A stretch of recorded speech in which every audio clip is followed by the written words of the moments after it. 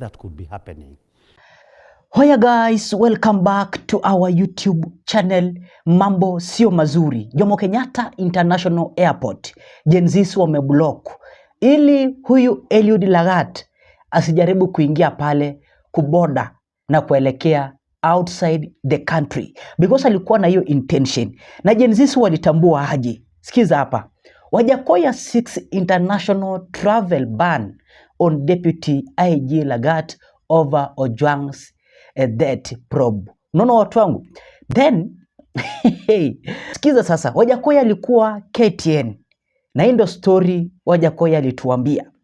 Former presidential aspirant George Wajackoya has vowed to a petition the international community to impose a travel ban on Deputy Inspector General of Police Lagat over what he termed as interference and the mishandling of investigations into the death of blogger Albert Ojwang.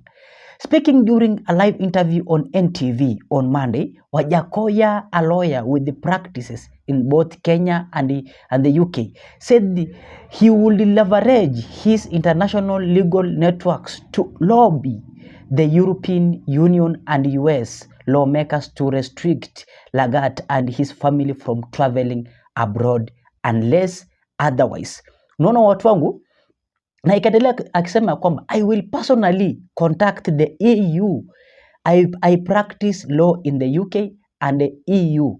I will write to US congressman to ensure this man does not leave the country unless he steps down, said Wajackoya. Sikiza. When questioned why he would not allow Kenya's legal institutions to handle the matter, Wajackoya, a former police officer, dismissed the local justice system as compromised and incapable of delivering justice for Ojwang's family. Unaona watu wangu? Kumechemka. The criminal justice system in this country does not work, has never worked and will never work. We are turning to the West because that is the only way justice can be served unless we borrow a leaf from Burkina Faso, he declared, Wajackoya. He further criticized the Independence Policing Oversight Authority, IPOA, for what he termed a lukewarm response to the case and demanded the resignations of both DIG Lagat and Interior CS Kipchumba Murkomen, accusing them of infraction and failing to uphold accountability. Unaona watu wangu? Kumechemuka. However, Wajackoya sought to absolve the Inspector General of Police, Douglas Kanja, from the mess, maintaining that he had nothing to do with the mess at the Central Police Station and the circumstances surrounding the demise of Ojwang. Unaona guys? Wajackoya amejam completely. Unaona watu wangu? Anataka Lagat aweze kuwekewa restrictions upande wa United States of America ili asijaribu kutravel na familia yake kuelekea pale kabla haja resign. Unaona watu wangu? Na kabla hajaweza kuwa arrested. Unaona watu wangu? Because now Wajackoya is telling us that hakuna justice iko hapa nchini Kenya na haijawahi kuwa na haitawahi kuwa unless tuamue tu kama Burkina Faso. Unaona watu wangu? So kumechemka guys.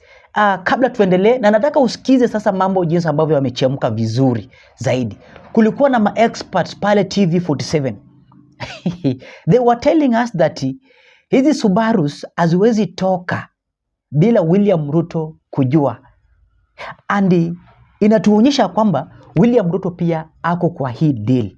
Because kama William Ruto hawezi command huyu DIG Lagat kuresign, it means kuna kitu William Ruto anajua, and we are going to listen. First of all, allow me to thank these people kwa kuweza kunitumia a coffee. Nasema asanteni sana, Mungu awasaidie. Na wewe pia ungependa kusupport hii kazi, ensure pia unatupatia coffee through that lines, through that namba ambayo ina display hapo kwa screen.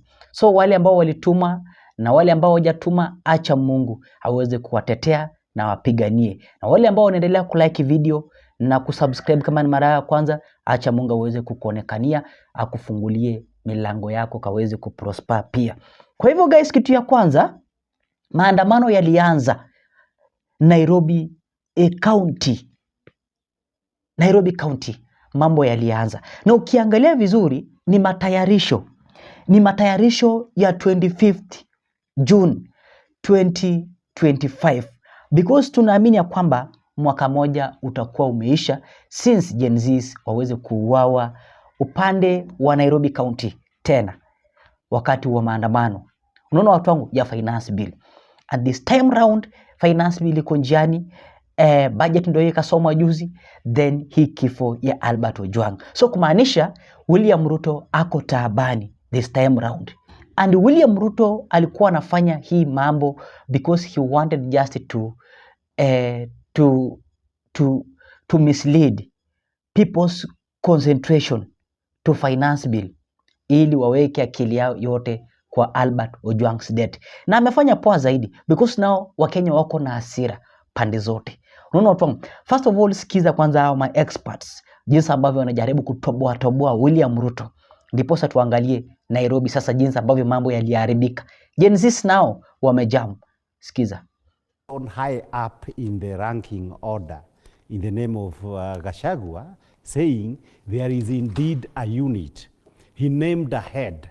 He named stations where these activities are carried out, and this is being confirmed.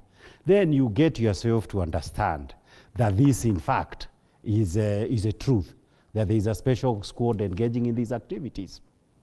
Now, this special squad, because they are parallel to the police, though they are assisted largely with the vehicles run by DCI, the Subarus, to engage in these activities, cannot be happening without the direct knowledge of the president. And therefore, what is it that could be happening? You need to look outside. You must have heard somebody called Augusto Pinochet, the one of Chile. Augusto Pinochet was also running his country the way in which Kenya is being run today.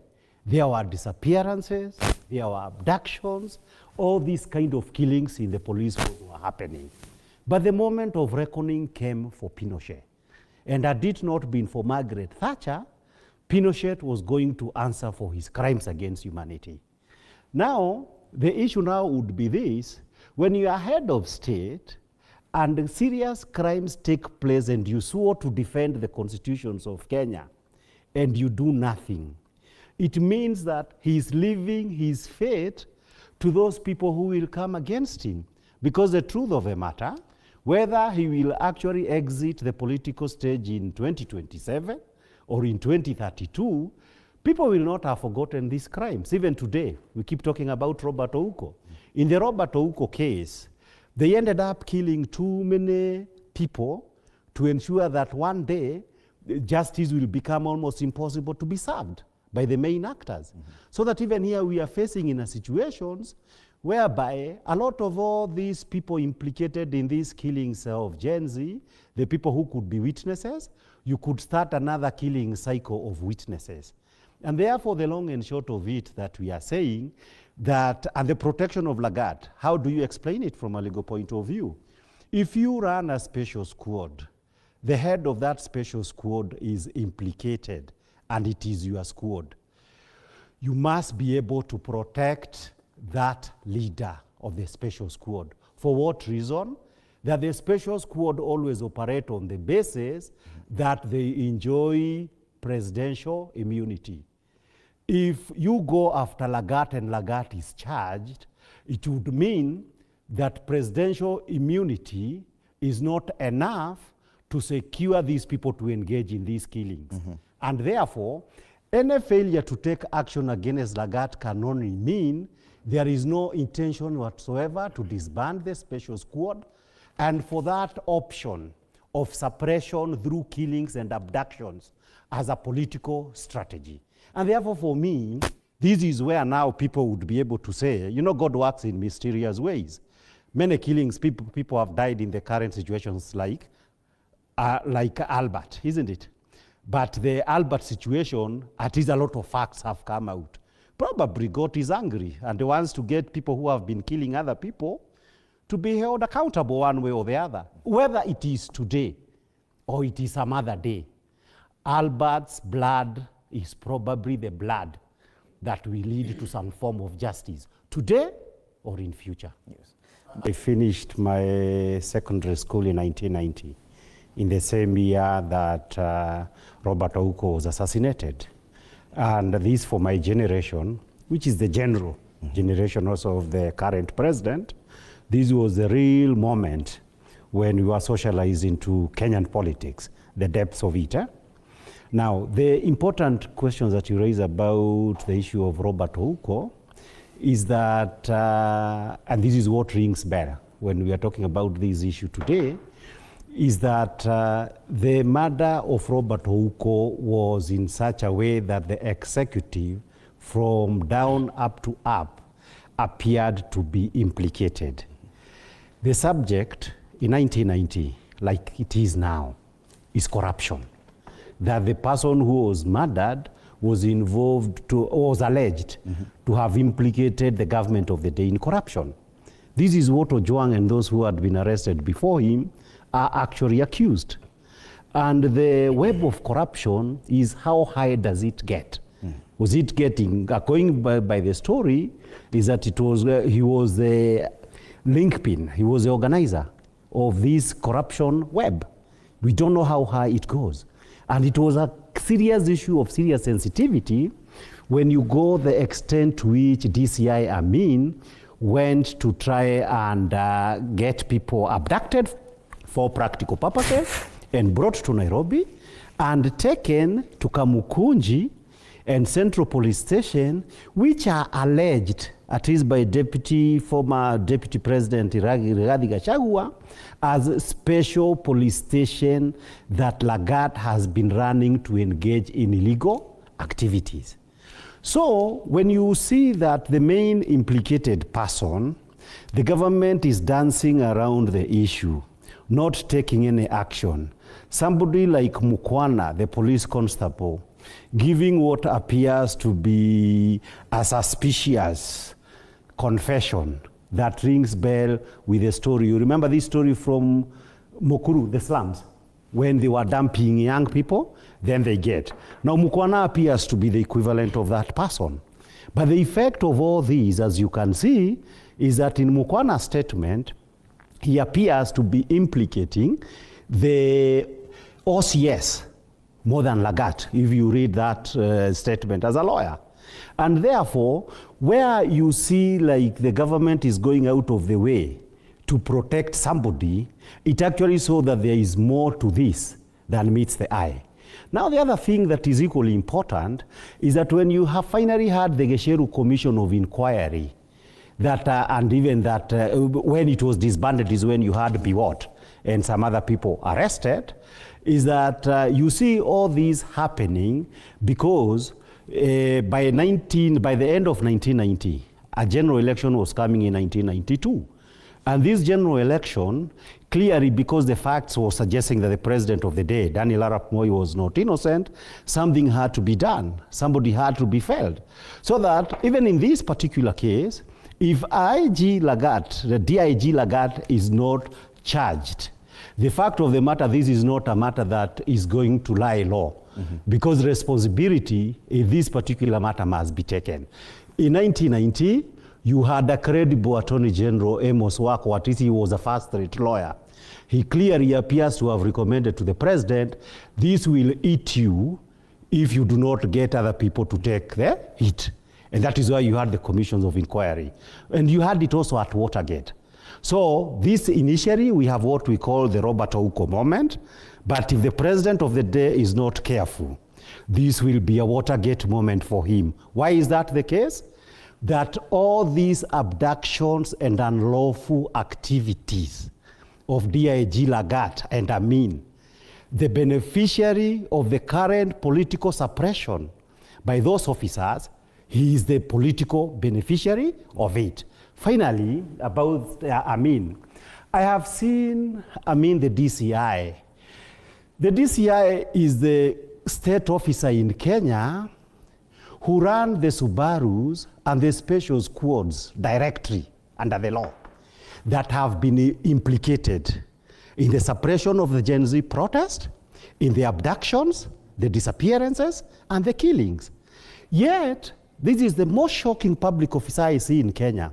He stands in parliament, wants to tell us this is innocent, this is not innocent, I will carry investigations.